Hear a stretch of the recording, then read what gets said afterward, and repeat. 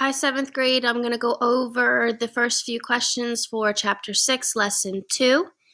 The first question is, who is Jackson's vice president? That's going to be John Calhoun. At one point in United States history, John Calhoun and Andrew Jackson used to be pretty good friends until they started to debate over states' rights. Now, John Calhoun, being from the South, was a firm believer in states' rights, where Andrew Jackson was a firm believer in the power of the federal government. So there were issues between Jackson, who was the president, and Calhoun, who was a senator from South Carolina, and they often bickered about whether or not states had too many or not enough rights. Now, certain states agreed with Jackson's view on tariffs. Remember, a tariff is a tax on imported goods. The North, being merchants, agreed with this, and sometimes people in the West.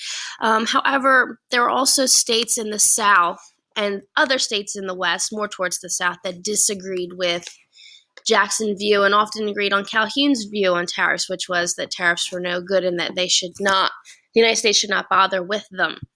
And there is one instance where there was a tariff called the Tariff of Abominations, and it happened to be the highest tariff in United States history.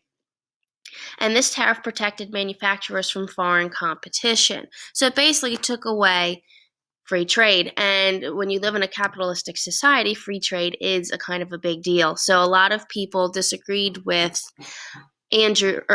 John Quincy Adams' viewpoint on this tariff. Now remember, John Quincy Adams is still president of the United States at this point in 1828. Even though Jackson won the election, he was not inaugurated until March of 1829.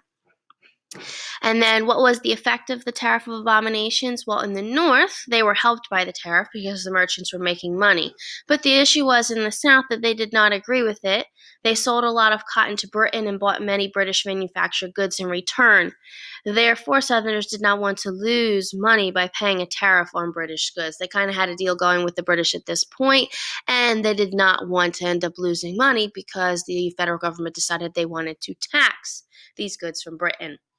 So if you have any questions about this, let me know. If not, happy learning.